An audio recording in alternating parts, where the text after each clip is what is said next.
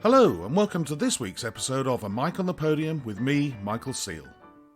Before we start, I want to thank my latest Patreon subscribers, Vicky and Sam, for their support as well as all my other Patreon subscribers.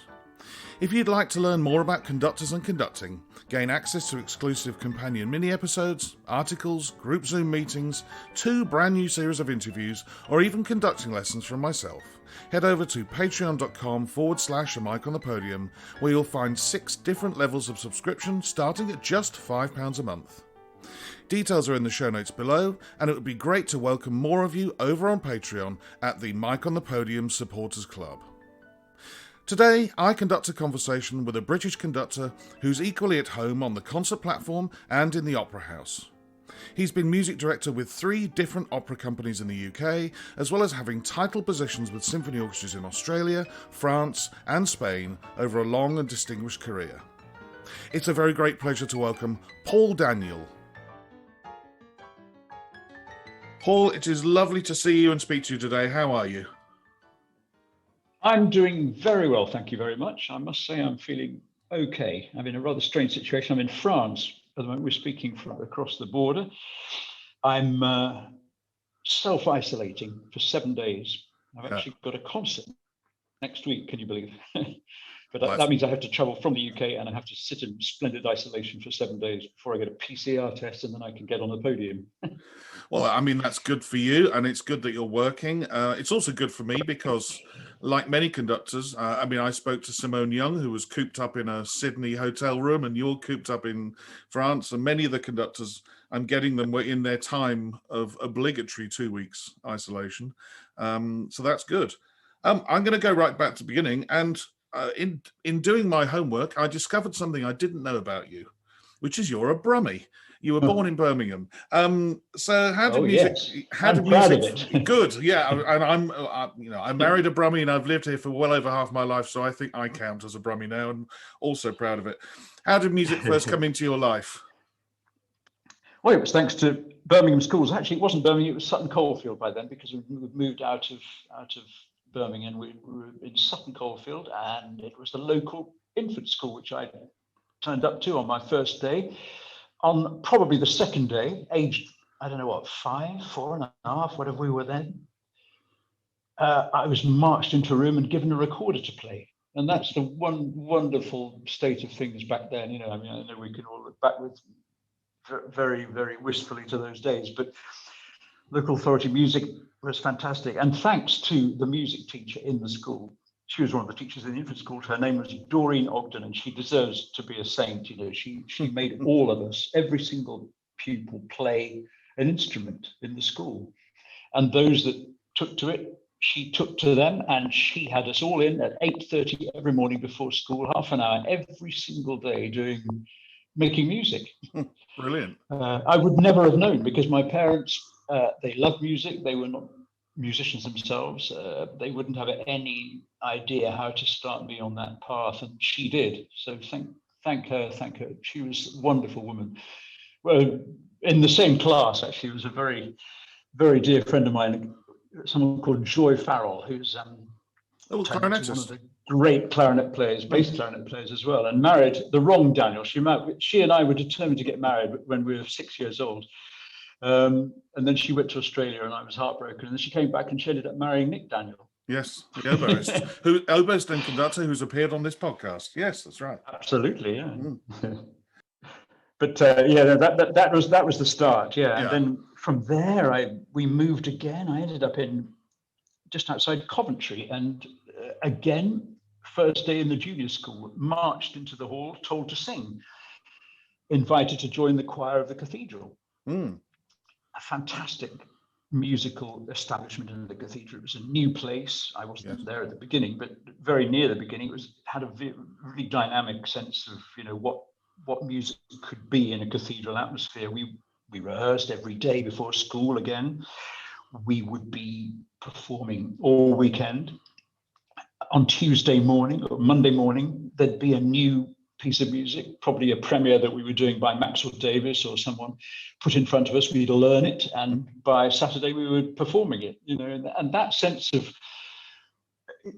just turning up turning on all the effort to get a piece of music performed and ready, it stayed with me all through my obviously all through my adult life as well. It was a wonderful atmosphere, and the theory training that we got, Yes, the tonic solfa training, the rhythmical training. It was like learning to ski when you're 3, probably. You don't even realize what you're doing. And I remember being asked, how do you know that's a perfect fifth, and how do you know that's an augmented fourth, by someone who didn't understand how I'd learnt. And I said, do you know, I have no idea.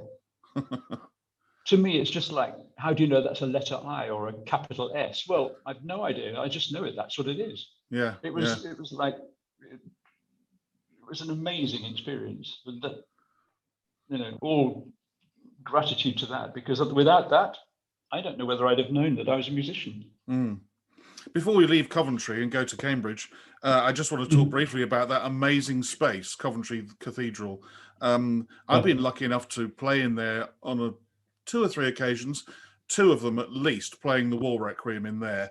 Have you conducted in there much? I mean, having obviously sung in there every week of your life for 4, 5, 6 years. Well, yeah, exactly. And just being a chorister there, all the great orchestras of the region came frequently in those days to play in the cathedral. The CBSO, of course, the Halle, the BBC Northern, as it was in those days, the London orchestras, the Berlin Philharmonic came with Baron Boehm. Oh, wow. Giulini came with Jacqueline Dupre, I think, playing. I got my autograph book out each time. We were sat on the front row for every one of those concerts, starting, age 7. Yeah. And I again, what an amazing gift. I watched so many great performances. I remember watching Arvid Jansson's, Marius's father. He was an amazing influence on me, and just generally his orchestral conducting, amazing fluency. I remember watching his arm, thinking, that's how you do it. Okay. I think the dream to be a conductor one day came from watching people like him, when I didn't have any idea really what it was about. But I thought, that's what I want to do. I want to be able to draw sound the way they were doing. It was like a little dream. But I have conducted there since. Actually, on the 50th anniversary of the cathedral, probably when you played one of the War Requiems, the following week, I think there was a festival to celebrate the 50th anniversary. And we brought the piece that was by Arthur Bliss, that had been written for the consecration, but never played inside the cathedral. It was actually moved out to the theatre down the road, because Britain had realized the enormity of the task of getting the War Requiem on, and it had told them that it wasn't going to happen at all unless he had an extra week or whatever it was, to be able to put the whole thing together in the cathedral. So the concert with the Bliss piece, which was written specially for the consecration, was moved down the road. And in 2012, we brought it back into the cathedral, and I conducted it with the BBC Phil. Yeah, I was playing in that performance of the War Requiem, probably in 2012. It must have been the one with Andrews Nelson's. And we played it for those of you who know Coventry Cathedral, we played it at the window end, rather than at the other end of the cathedral, where I think the world premiere with the CBSO 50 years before happened. It's an amazing experience. We're going to be talking a lot about assisting and the sort of roles we have as conductors. I was playing in the second violins, which was my job for 22 years, and Andrus did the normal thing with going, "Hey, Mike, go and listen." And so I had to go out and listen and give him notes on the balance in Coventry Cathedral, which, talk about poison chalice. It wasn't particularly easy. It was one of those occasions, I think, where I said, "Look, if you really want to know what it's like, I'll conduct and you go out and listen." It's a tricky place, but it's a wonderful space because of the history going back to the War Requiem, and obviously beyond. I did sing in the we used to perform it maybe once every 3 or 4 years, and I remember sitting right at the back, hidden around the back with the boys' choir, being bored out of my mind the first time. I thought, this is going on forever and ever and ever and ever, and I had no idea what I was doing. And then I got a little prize one year from the choir. I got a a full score of the War Requiem given to me as my prize. And my father got it bound in a leather binding. He was very proud of it, and proud of what I'd done. And every time I conduct the War Requiem, I use that score. So it's direct contact back to those days, you know. Oh, that's wonderful. Wonderful.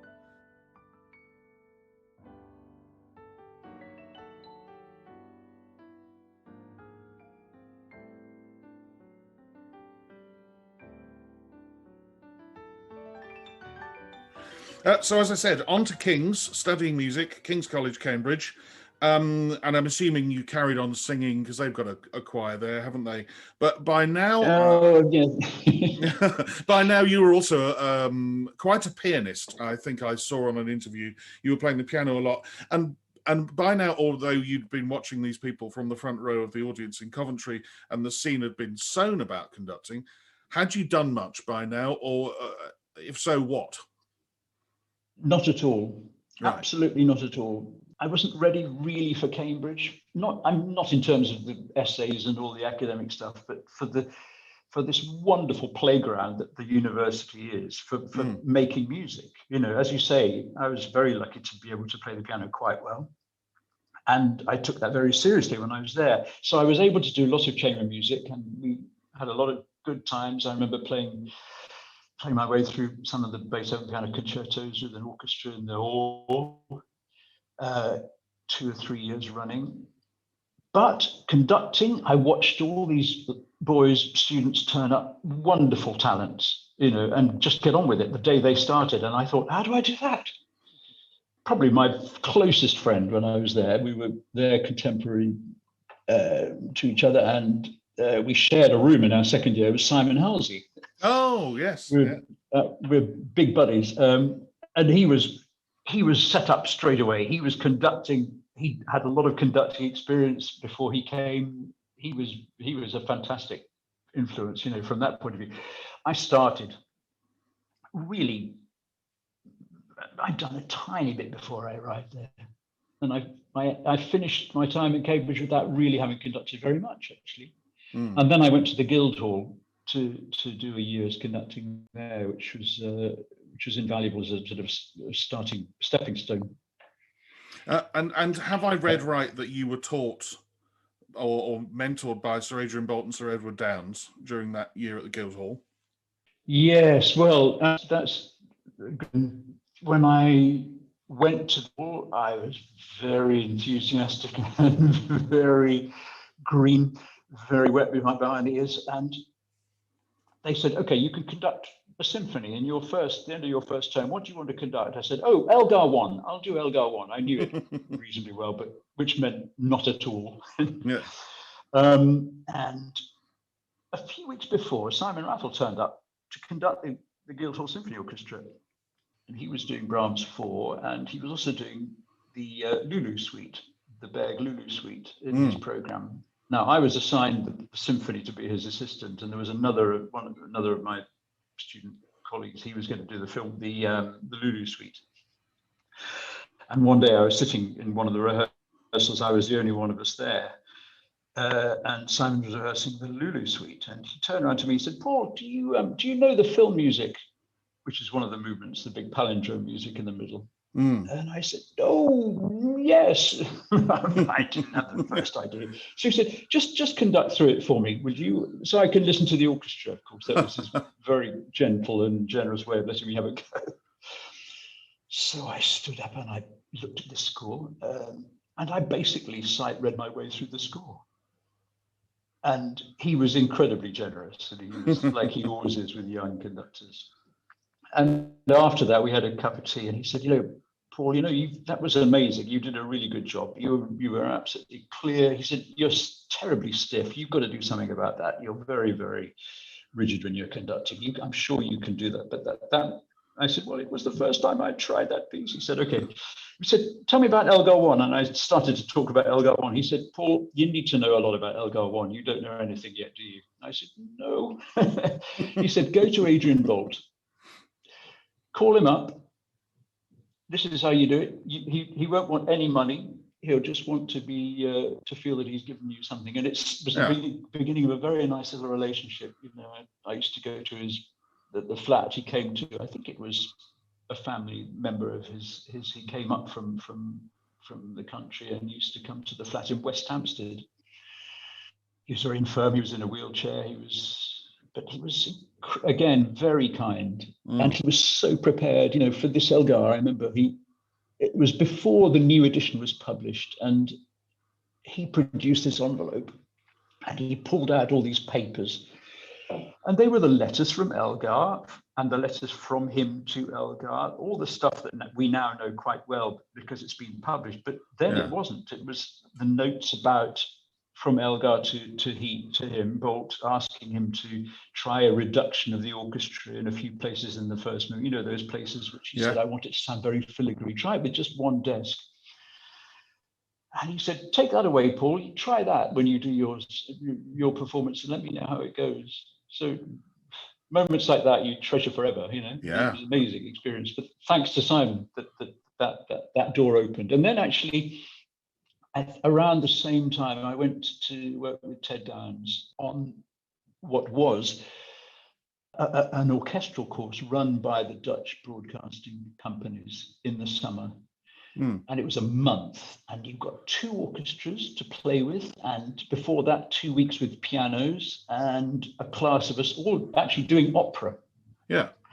So it was an opera course, and that was great fun. I remember we were so young, and we didn't know what we were doing. We were very, very keen. I'd prepared like hell. I was determined to make a good job of it. And then I remember sitting there there were probably 8 of us, and one guy stood up on the first theatre room to conduct the pianos.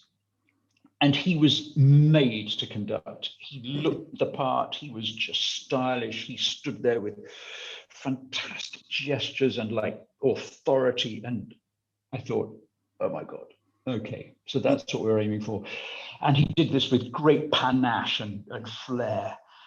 And at the end of it, his overture or whatever it was, there was a silence, and Ted said, "Laddie." He called everybody laddie. Laddie. The first thing you need to know is that conducting is not public masturbation. Sit down. Oh, wonderful. He didn't like him at all. So that kind of burst the bubble, and I became very, very close to Ted. Actually, he again fantastic help, and he really helped me. I remember one morning getting up very, very early. We were all staying in this Van Beinum Institute, I think it's called. It was this big house which Van Beinum used to own, and it turned into an education place, and we all could stay there. Huge building with beautiful gardens. And Ted was staying there as well. I got up at 6 in the morning or 5:30 to practice something, to be prepared for the morning thing I was going to be conducting with the orchestra.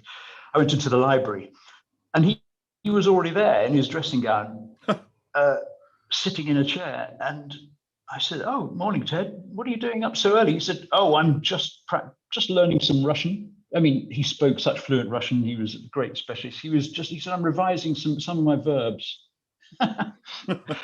Yeah, and he was almost blind. He could hardly see. Yeah. And he used to look at things through the side of one eye, looking at, he put whatever he's looking at right close to his face on one side. He could just see. And I thought, that's application, huh? You get up at 5:30 every morning to learn some Russian verbs. But yeah, again, fantastic help. That was, and that in a way that led partly to me being able to start. It was a bit of unlocking a door for me to start working at the opera, actually. Yes. Which came just afterwards at ENO. Yeah. Before we leave Ted Downs, I remember playing for him the first time he came to Birmingham, and I'd been there a long time, and I'd never played for Ted. Of course, I knew his name, but I'd never played for him and didn't really know an awful lot about him. Nobody told me his sight was quite as bad as it was, as you've just described. The score would be literally an inch from his eyes, and he would use a loop, a watchmaker's tool to look at the score if anybody asked him a question. And immediately I was shocked by this, but then I thought, my God, this man must know these scores backwards, because he must have spent, as you said, applications to go through those scores line by line by line and sort of have to memorize them because he couldn't see them whilst he was stood there actually conducting. And I immediately, respect poured out of me. I thought, my God, what a job this guy has done over his career. He must just have an incredible memory. Is that? I mean, I'm sure that was the case. He must have spent hours and hours and hours. It's absolutely, yeah, completely, yeah. And his repertoire is vast. Those years he spent at the opera and all the work he did in Manchester, the BBC and Phil, the BBC Northern. I mean, fantastic knowledge and insight and understanding, and all.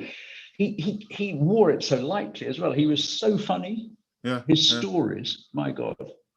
I can't begin now, but the stories he told about going to study in Vienna the first day he turned up as a sort of frightened schoolboy in Vienna to go and study. Oh, it was wonderful stories. But that application, that preparation that he did, and other people, obviously conductors I admire, the amount that they know and knew. That stayed with me, and I've always tried with varying degrees of success or failure to get to that level. When you study scores, to try to have it as much in your head as possible. I kind of deliberately for years used miniature scores. Yeah, I've done that as well. So that I couldn't see them in the rehearsal. Deliberately, they're there in case I need to look, but I really try to rehearse without having to look at them.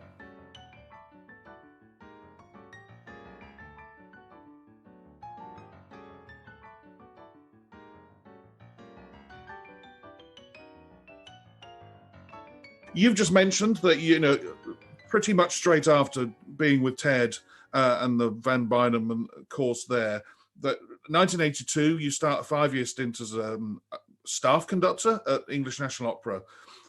What does that job entail? I'm assuming it's part assisting, it's taking on performances later in the run of an opera.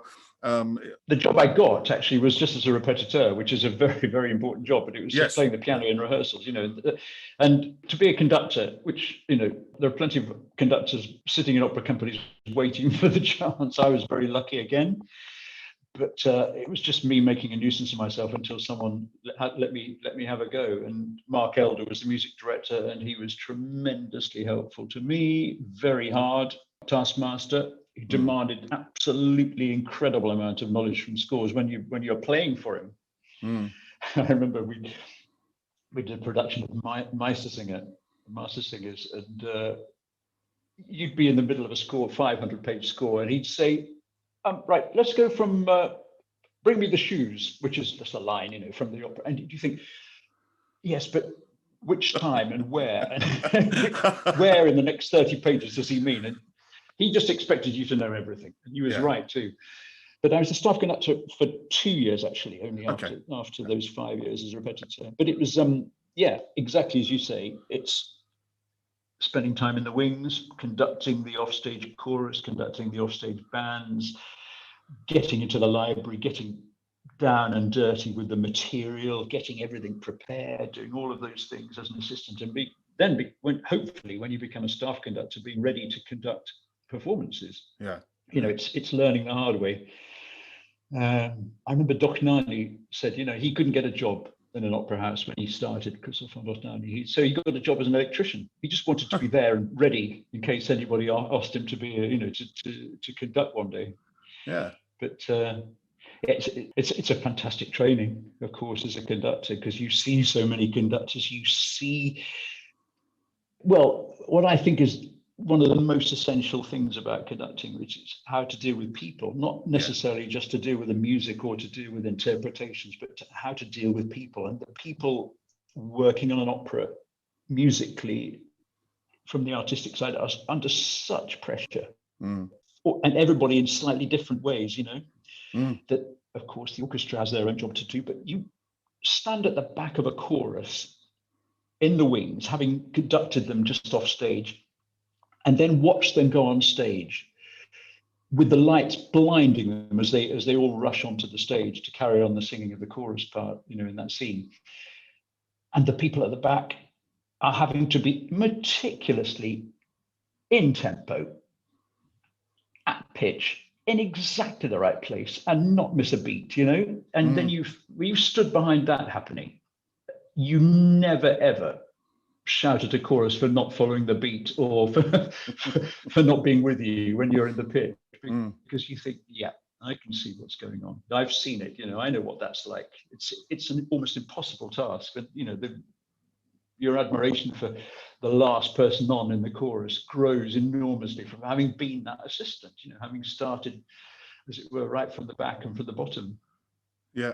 I've been just to go back on one of those tasks. I mean, I agree with you when you see people doing what they do from the wings. But one of those tasks, and it's barely been touched on in the previous 60 episodes or so, is conducting off stage. It's bloody hard, isn't it? It's frightening. It's scary. I mean, I did it a few times for Andrews Nelson's for Lohengrin. There's 2 or 3 bits in Lohengrin, and we're running around the hall finding different places to conduct. It's hard. It's stressful. People think, oh, you just stood backstage in your jeans conducting. It's really tricky, and it's something I would say to all young conductors, if possible, get a chance. Don't turn around and say, oh, I'm only conducting off stage. Go and do it. It's tough. Yeah, absolutely.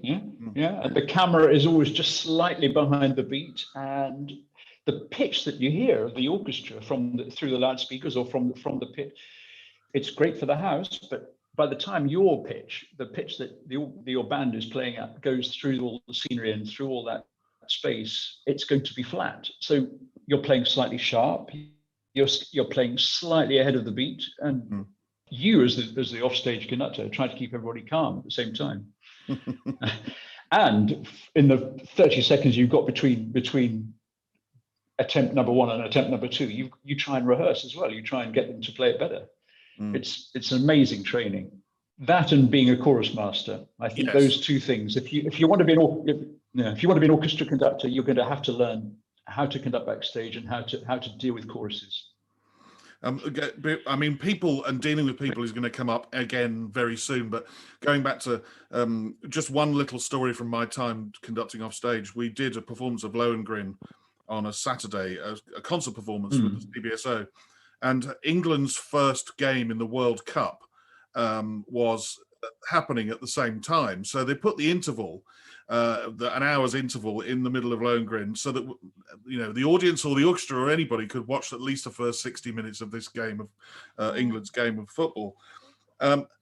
Then when we came back, there was a bit where there were 10 trumpets all together, and I had to send them 5 on one side of the organ and 5 on the other side of the organ. And with 45 seconds to go, I had 9 of the 10 trumpets. It was like herding kittens. I was just, where is number 10? Are they going to? And the door swung open, and he appeared with 35 seconds to go. And I'm stood there trying to look calm, trying to, I'm sure, and oh God, it makes you realize, you're dealing with people a lot. It's not just trumpets. You're dealing with human beings. Which means, you went on talking about dealing with human beings, music director of Opera Factory for 3 years, and then from there, music director for 7 years of Opera North and principal conductor of English Northern Philharmonia. Before you go, I suppose, in inverted commas, back home in 97, back to English National Opera as music director. A long time spent in opera, and it's one of my later questions talking about the percentages between opera and symphonic music. During this time, I mean, when you agreed to go on the podcast, I secretly, being really geeky, went yes, because it means I've now interviewed every single music director of English National Opera from 1979 to the present day. But we know that I know that I've spoken to all of the others that it's a bit of a political hot potato sort of thing. English National Opera, and so having worked at Opera Factory and then Opera North, and then going back to ENO. We're not trained as politicians to do with funding and money and directors and all of that sort of stuff. How did you find that working from 87 to 2005, basically always being the boss of an opera company? How did you find the balance between making music and being involved in the politics of the whole thing? It's a fantastic question, Mike. It's a very, very good question. I think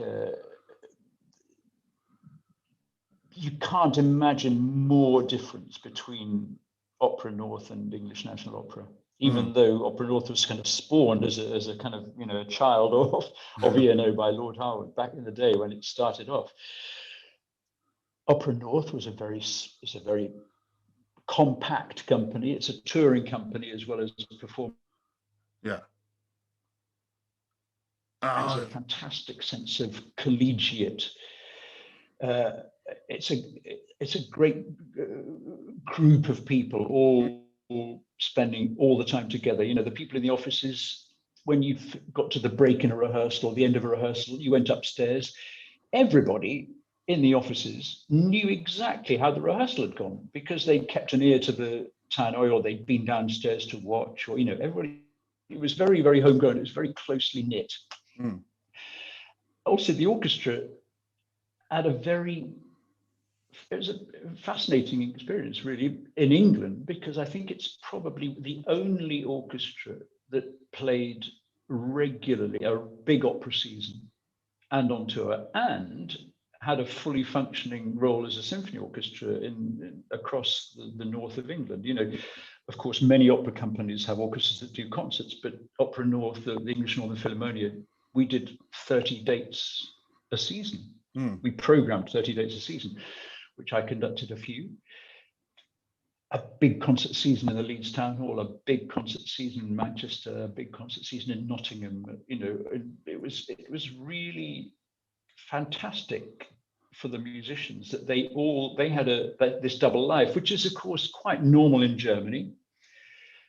Happens a little bit in France, happens in some other places, but in England hardly at all. And it gave them this sort of double identity. It was a really wonderful thing to see, you know, that they played their opera with the kind of exactitude and the discipline with which they needed to have on the concert platform. But they also played on the concert platform with the experience of playing dramatically in a theatrical sense. You know, when they played their Mozart symphonies, they knew immediately, without having to read about it or learn about it, that, you know, what this character or that character or the other character in these phrases was, because they play the same phrases in the opera house. So the comedy, the tragedy, the pathos, all of the things that are there in all of our orchestral scores, symphonic scores, are all there for them, you know, because of their experience in the opera pit. And Mahler Symphony, even, you know, Mahler, the great opera composer who never was, you know, he spent his life conducting these things, 6 titles a week, you know, for weeks and weeks on end. His experience of the opera scores and the opera repertoire is enormous. So when he wrote his symphonies, you feel that sense of the opera house in every bar, I think. Yes. And when the English Philharmonia played Mahler symphonies, it was that feeling. But to go back to your question, I was very young. It was my first big job as a music director. The orchestra were very kind to me. They teased me relentlessly sometimes. I remember Chris Bradley, who's one of the great percussion players in the country, but he was one of our percussionists. He'd stop me in the middle of a rehearsal and say, Paul, could you just let me know where you're starting the rallentando? Because I just need to write it in my score. And I'd be very flustered. I'd be thinking, rallentando? What rallentando? What's he talking about? There's no rallentando here. So I'd say, I'm not doing a rallentando. He said, oh, okay. And in that little tiny exchange, you learnt a lifetime of stuff there. You thought, right, and stick to the tempo. He came to a concert I did in the festival a few years after I'd left Leeds, and he came to the concert and he came round after. He said, Paul, yeah, the rhythm's much better now. Very good. So English National Opera, it's completely different kettle of fish, a completely different set of challenges. The first weeks I was there, almost like I think the day after my first night, we lost our general director. Huh. A few days after, a couple of weeks after, the government decided that they would merge the two opera companies together.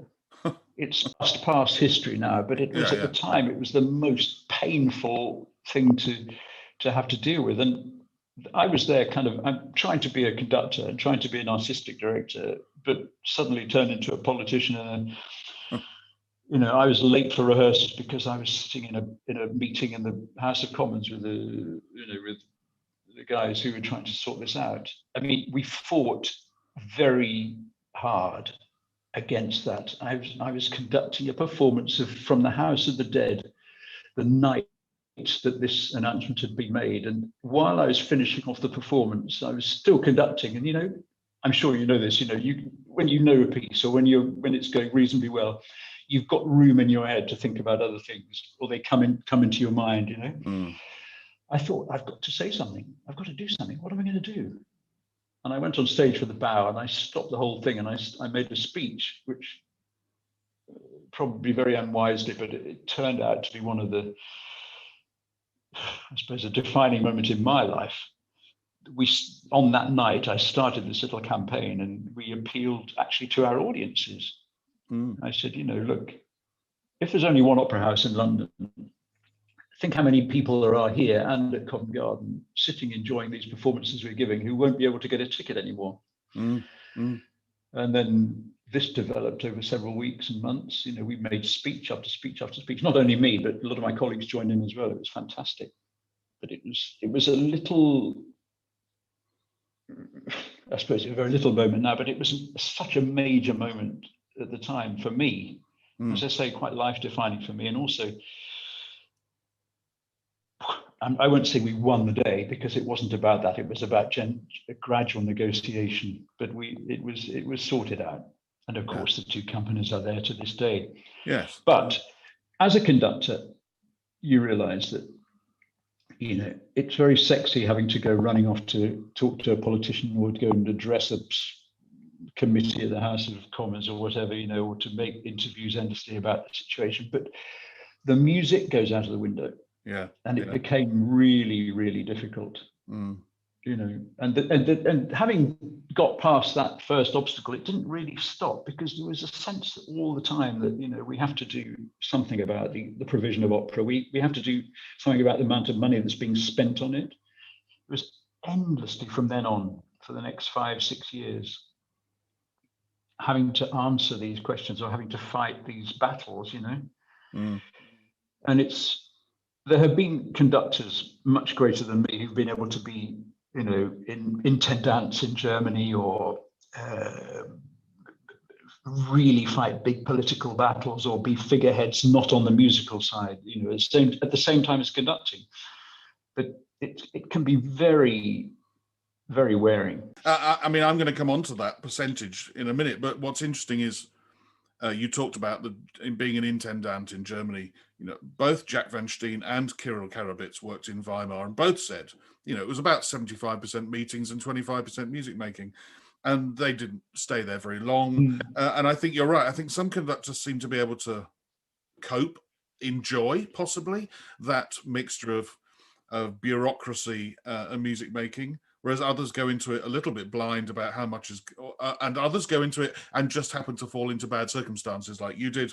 I know Sian said much the same, that about that within minutes of her starting there was this thing about the finances, and and how you live through that and how it impacts on your career.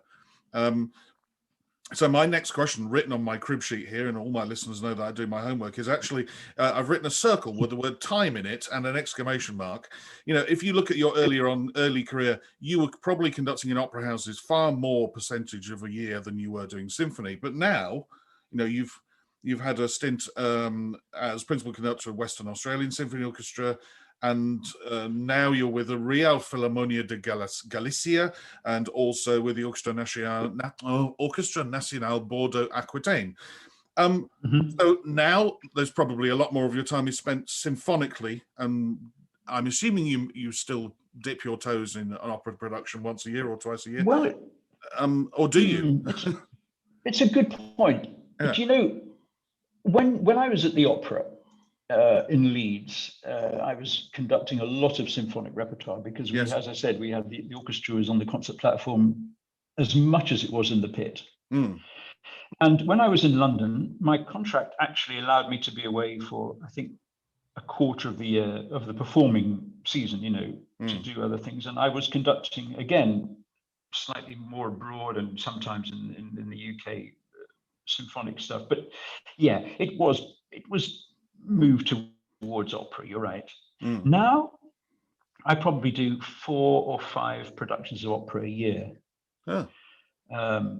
Around the place, whether it be in the States or in Europe, depending. Just recently I was in Zurich and I was in Santa Fe and places like that. So that kind of press doesn't come back to England so much, but yeah, it's running a symphony orchestra is a very different game. And to be available for in Bordeaux something like 12 concert programs a year, 13.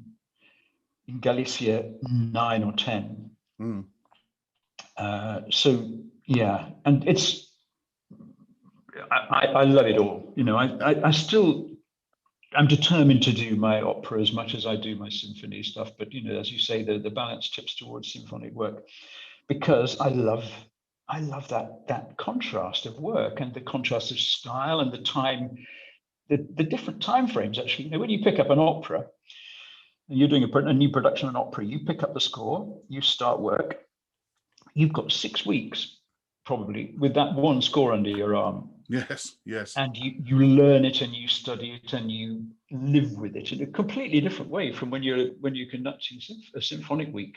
Because there's your symphony week. It's 3 scores, 4 scores, and you've got them for 4 or 5 days, and then you put them back on the shelf and start again. So the pace is completely different. The time you have with the musicians, the way you pace yourself, and the way the musicians pace themselves is completely different. I remember talking to Barry Griffiths, who came to be the concertmaster, the leader at English National Opera in Mark Elder's time. But I knew him very well. And I also knew him very well from all my years of trekking around, like with the RPO. I used to do a lot of work with the RPO, and he was often the leader there, when I was in my apprentice years, if you like. And he was always very close and very nice and very good to me. But I said, Barry, why do you want to give all that up, all those wonderful symphonies, and come and sit in a pit where no one can see you? He said, Paul, just the pleasure of the repertoire and being able to sit with a piece of music and get to know it over 10 performances, rather than picking up a score, like I said, for a few days and having to throw it back on the shelf again. He said it's a treasure to be able to get to know Onegin or I don't know, opera by Wagner, just sit there with it for weeks on end. And I love that. I love that contrast.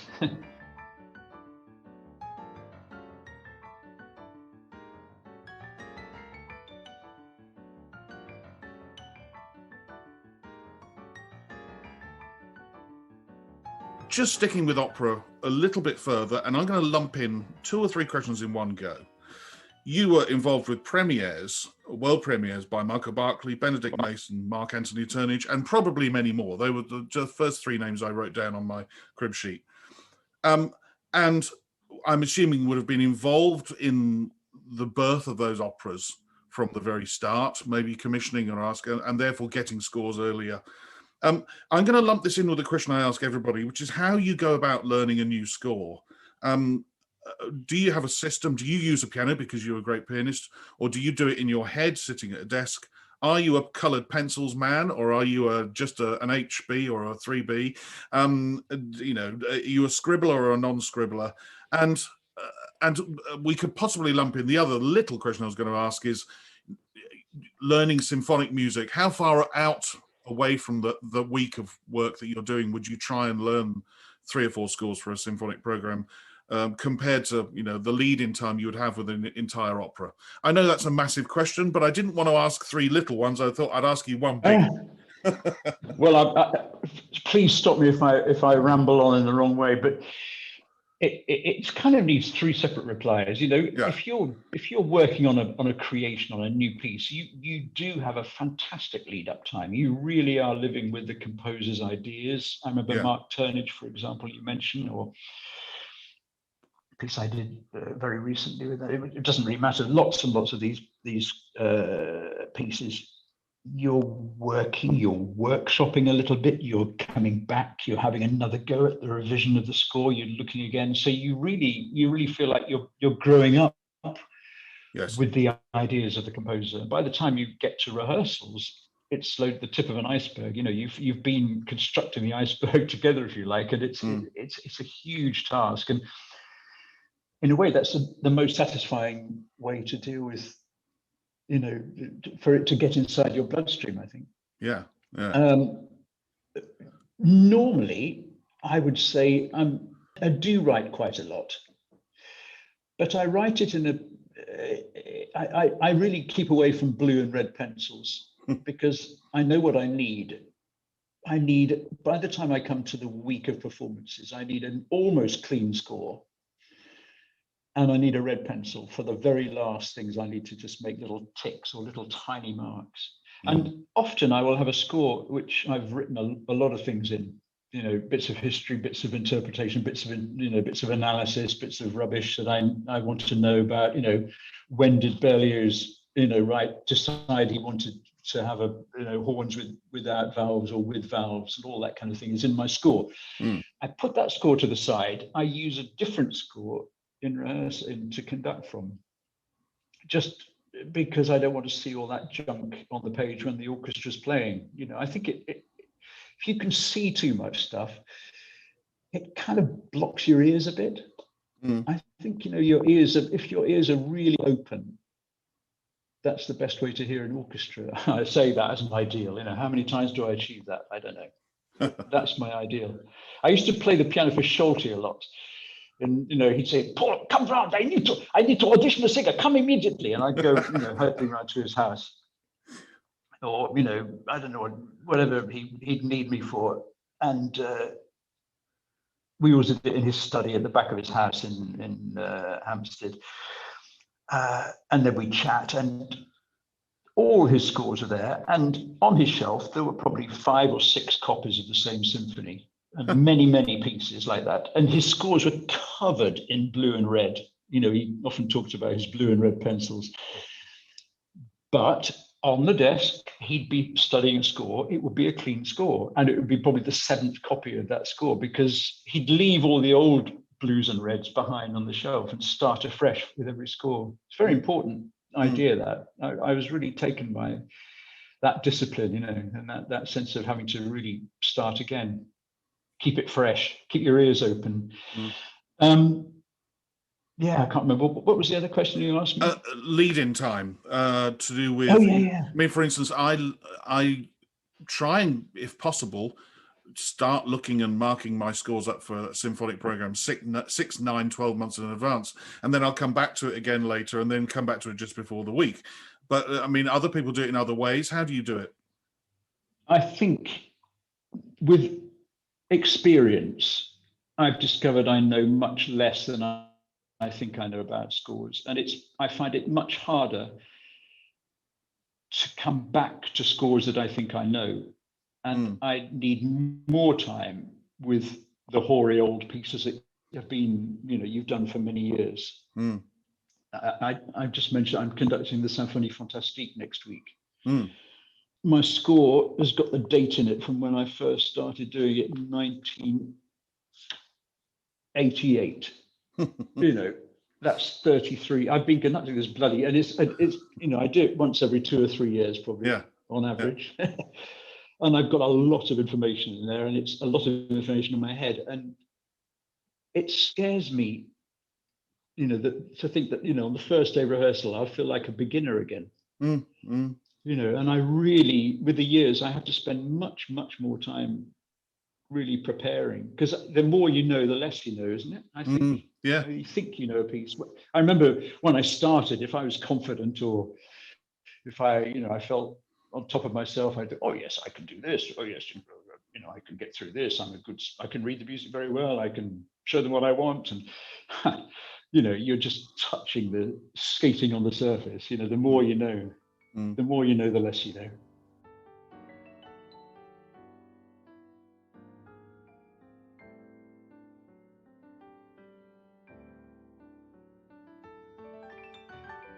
Paul, it is that time of the podcast where I go to the 10 questions.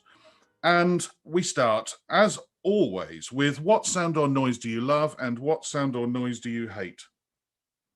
Well, a sound that I've always loved is the sound of the grit and the gravel and the ground under your feet when you're walking on the fells or in the hills or in the country, wherever, by a river. I don't know, just the sound of that sound under your feet when you're walking away. It reminds me of many, many, many wonderful days spent walking like that. I love that. I love losing myself in the countryside. I love, especially when I'm working actually as well, to get time to go out and disappear for hours, not just around the block as it were, but really disappear as far away from work as possible and just try and empty your head and think about things. So that sound, it's for me, it's like a little bit of paradise wherever you are.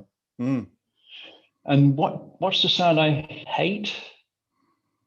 You know what? Right now, the sound I hate most is the sound of silence in places where there should be noise. The silence of a city where the bars are closed and where people are not enjoying themselves. And of course, very particularly for us, the sound of the silence next week when we'll finish a symphony with all the cameras and all the live streaming and not a soul in the auditorium to play to. So it's a rather obtuse way to say the sound I hate most of all is silence, but those particular silences that we just don't want. We just dream of having that noise back again one day. And especially, I mean, as you said, in a concert hall with no audience, but you're about to conduct Symphony Fantastique, which has got an amazing ending. The last thing I conducted before Christmas was Beethoven 7. You'd never hear anything other than an eruption of joy at the end of those pieces, and to finish them in silence is just bizarre. It's weird. It's horrible, almost, isn't it? It's a kind of dystopia that we're getting more and more used to, because I'm very lucky in my work. I've had pretty well since last June, when that first lockdown finished, I've been able, with my 2 orchestras, to have pretty well weekly concerts and performances going on. We've been playing like that with no audience or with almost nobody in the hall for weeks and weeks and months on end now. As I say, I feel so lucky, and my musicians in these orchestras feel so lucky and privileged to be able to play together and to make the music. But that, that triangle, if you like, between the creator, the composer, and the performers and the public, that sort of triangle of which is very, very strong when it's functioning well. And we've taken one side off the triangle, and it's just, if someone had said that a year ago, this is what you're going to be doing in a year, playing weeks and months like that, it would be unbearable to contemplate. And yet here we are with a kind of new reality. I just hope it goes away soon. If you had 24 hours free, what would you spend it doing?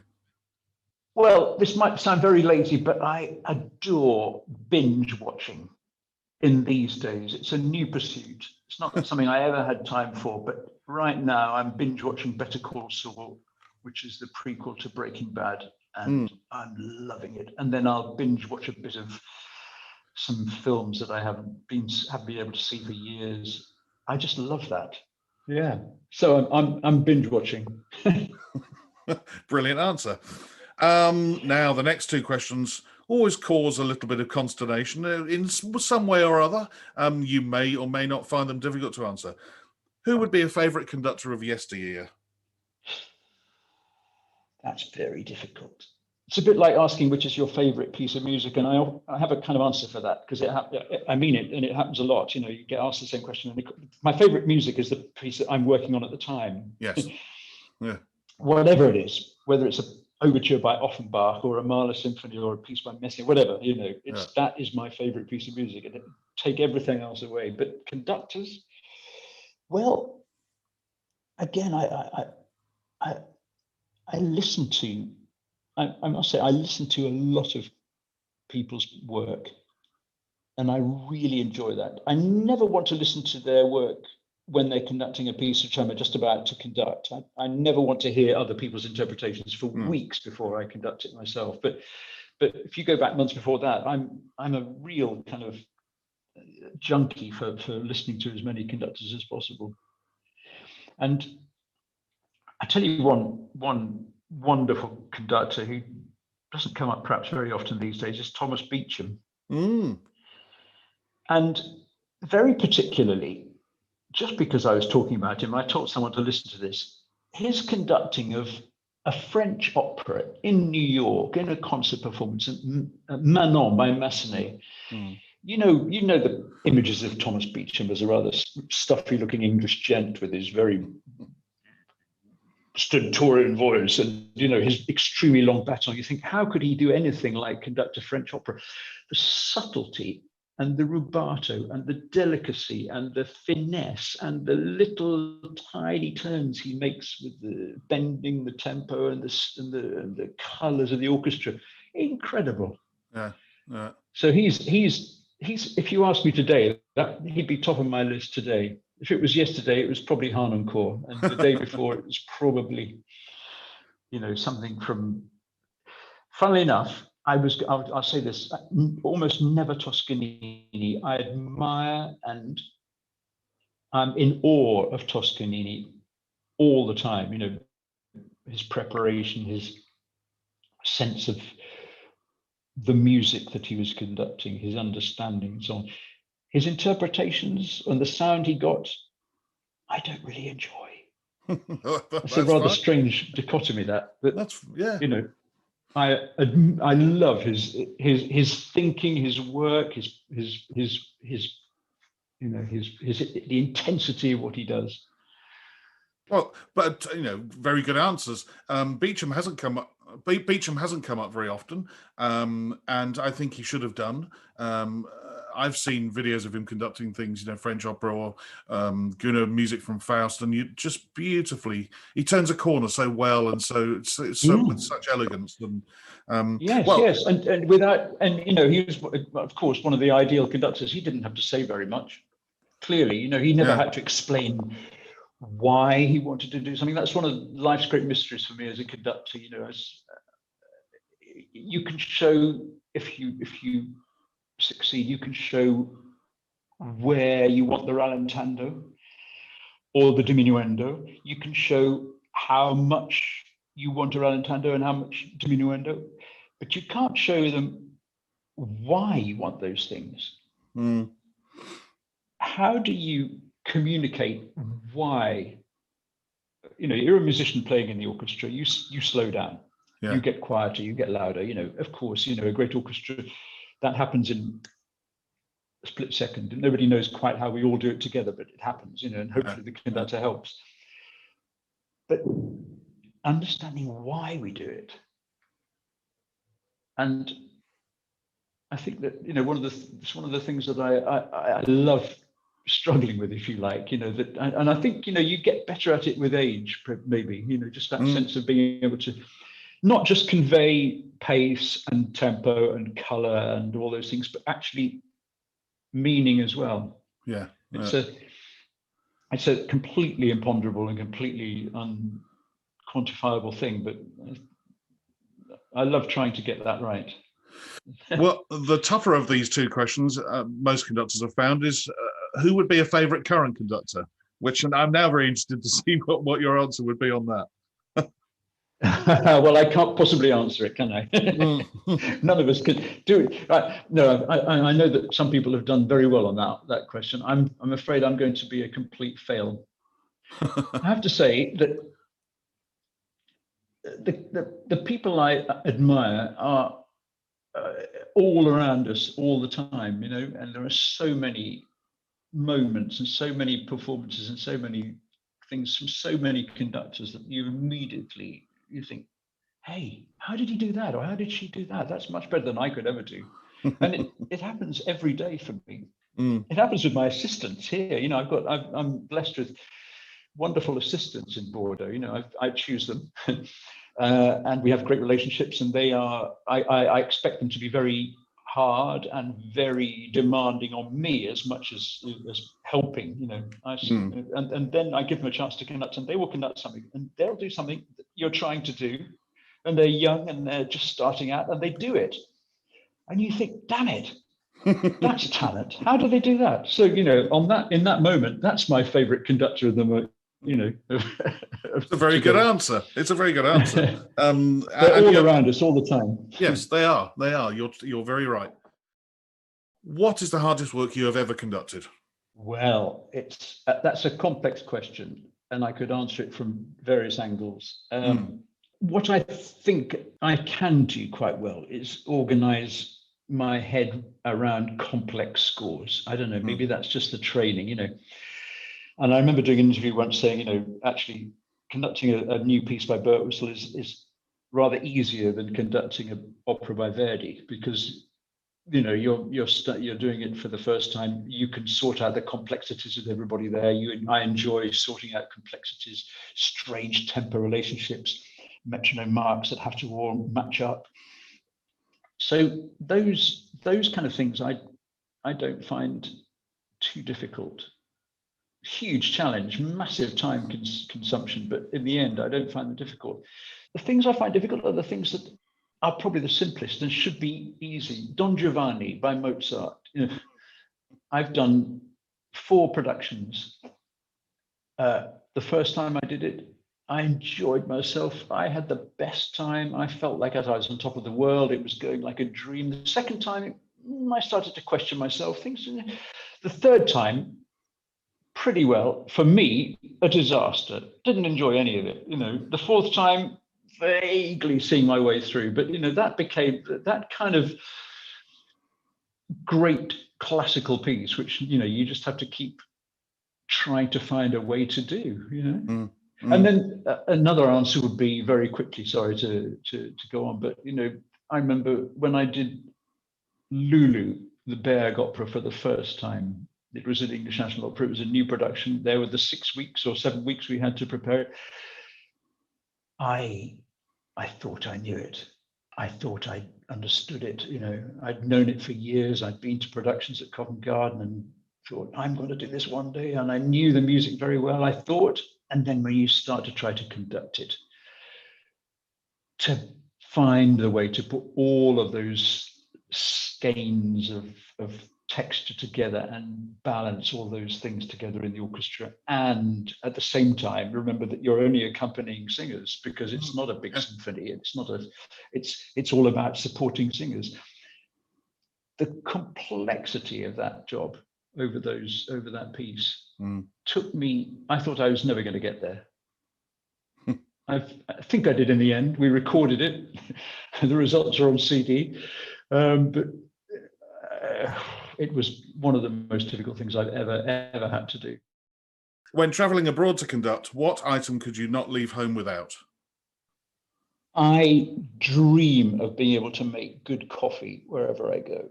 I love coffee. We have very good coffee grinders and makers at home. And in some places I managed to get them sorted out. And luckily, when I'm with the orchestras I know, and I come back to regularly, I have that all set up.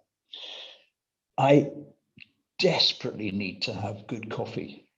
And the wonderful espresso, those wonderful hexagonal espresso makers that you put on a stove. Oh, yes. Boil your espresso, Bialetti or whatever they're called. Yeah. The Italian ones. that's great when you've got a stove, but of course in most hotel rooms there's no such thing. And my wife found me an electric version of that. Only the electric part is just to heat the water up underneath, but it makes the coffee in a perfect way. And I use that as often as I can when I'm going somewhere I don't know. And we take it on holiday too. It's perfect. So that's it. Yeah, a Bialetti coffee maker in electric. What is the one thing you would change about being a conductor? I'd probably change my own brain. Because I'd like to find the bit that overcomplicates things, and get it kind of have a rebore of that. Have it revised. I don't know. The number of times when you just wish you could just do what some conductors do so easily and so beautifully. They immediately start rehearsing, and the orchestra feels comfortable, and everybody's working along, and the music is as fluent as you want it to be, And sometimes you turn up on a Monday morning and that happens. Mm. On other occasions, the following week, maybe even the same piece, you start and it's not in your hand, it's not in your head in the same way, even though you probably know it better. Mm. And you cannot get that. So that's a completely bizarre answer, but I'd love to discover the bit of my conducting that can't just go immediately, like the people I admire, who can just immediately just turn on the fluency and the fluidity and start. That's a brilliant answer. Absolutely wonderful answer. And like the whole of these 10 questions, you'd never, ever hear the same answers. It's wonderful. Unless you want to become an airline pilot, which will be a very common answer to number 9. What profession other than your own would you like to attempt? Well, I don't want to become an airline pilot because there's not much work going at the moment. No, that's true. And I don't want to be worthy. So I'm not going to say I can easily become a social worker or a health worker, because I know I don't have anything like the talent for that. I tell you one thing that has fascinated me for years, and all my life actually, is architecture. And I'm forever fiddling around in my house trying to work out how to improve this or change that or rebuild that. I would love to study architecture, just from the ground up, to be, sorry for the pun, but That's a very good pun. to learn how to build, and just the nuts and bolts of how to build and how to design. That would give me such pleasure if I had another 50 years. I'd like to have a go at that. Well, I'm nodding away. The audience can't see that, but I'm nodding away because this is quickly becoming, like airline pilot, a rather more common answer than I thought. It's my choice. Oh, really? That's what I would love to do. Oh. At least 2 or 3 others would be exactly the same, but they would have gone into architecture. I wonder whether it's because we're obsessed with large structures of things, but also the minutiae of how those large structures are built. Metaphor for what we do when we learn a score or a big opera or a big symphony. I just want to progress from being a DIY numpty, complete failure at DIY. No, I've always been fascinated by buildings and how they go together and what makes one building speak to you and another one not. So I suppose maybe it is a little bit like music, isn't it? Yeah. And the final question: if the world were to end tonight, what would be your choice of final meal and drink? Well, I've been very lucky in my life with my symphony orchestras to be set up in places very near the sea, on the west coast of various countries. Perth in Australia, the West Australian Symphony Orchestra is on the west coast and has the most amazing sunsets over the sea. Same in Galicia, and the same in Bordeaux, actually, if you just go half an hour down the road. And they all have the most wonderful wine just sitting in vineyards just behind, if you go inland a little bit. So I can't go to all of those places, can I? So I'm going to say I want to be eating fresh seafood from Galicia. it's going to have some razor clams, and it's going to have some, well, there are many, many different things, but not oysters actually, but every imaginable crustacean you can imagine is there, cooked straight the minute it comes out of the sea. And I'll bring the wine actually from Australia. I'll bring a nice cold white wine. What should it be? A Chardonnay from one of the great vineyards from Margaret River in West Australia, from Vas Felix in Margaret River. Some of the most delicious white wines in the world, I think, and that's just behind Perth. So that I think with a nice sunset and a beautiful evening with the sea, stretched out in front of you, I think that'd be a pretty good way to be ready for the end of the world. Well, I always know when I agree with one of my guests' choices of final meal because my stomach starts rumbling, which it just did. If you don't mind, I'll come and join you. That sounds absolutely wonderful. And talking of wonderful, and joining you, I hope in the future that we can sit down over a glass of something and have another chat. It's been really wonderful to talk to you, Paul. I've loved every minute, and I hope to see you soon. Well, thanks very much, Mike, for inviting me. It's been a great pleasure. Thank you. A Mic on the Podium was devised and produced by Michael Seal, with music by Ben Dawson. Next time, I chat with a conductor who grew up in Argentina, but then went on to study in the US, where, since 2012, he has been the music director of the Camellia Symphony Orchestra in Sacramento. We talk about his guest conducting across the globe and his other talent as a prize-winning composer. But until then, bye-bye.